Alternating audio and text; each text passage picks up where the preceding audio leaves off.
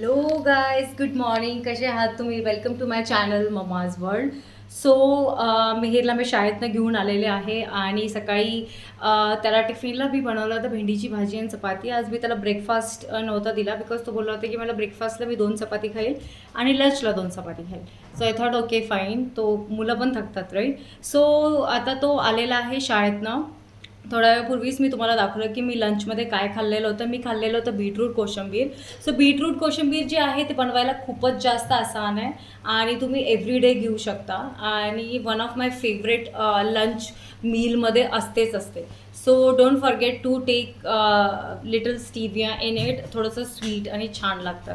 सोबतच मी आता बनवत आहे मिहिरला मिक्स्ड व्हेजची भाजी, पण एकदम हेल्दी प्रकारे. सो चला बघू शकता छानपैकी मसाला बनवलेला आहे. ह्या मसाल्यामध्ये कच्चा कांदा, 1 टमॅटो, 2 कांदे, थोडेसे लसण, अद्रक आणि कोथिंबीर आणि थोडीशी मिरची, ह्या पेस्ट ह्याच्यामध्ये मी थोडंसं घी टाकलं आणि थोडं बटर टाकून मी त्याला छानपैकी सौते करते.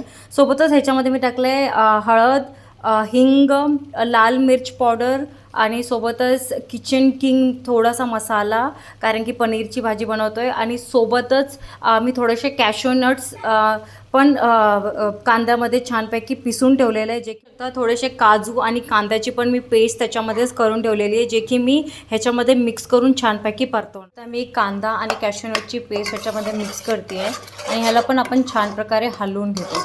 सो इझी भाजी आहे, खूप लवकर बनते. थोडंसं क्रीमी टेक्स्चर येतो काजूमुळे. आणि ह्याच्यामध्ये मी टाकणार आहे पनीर, बीन्स आणि कॅप्सिकम.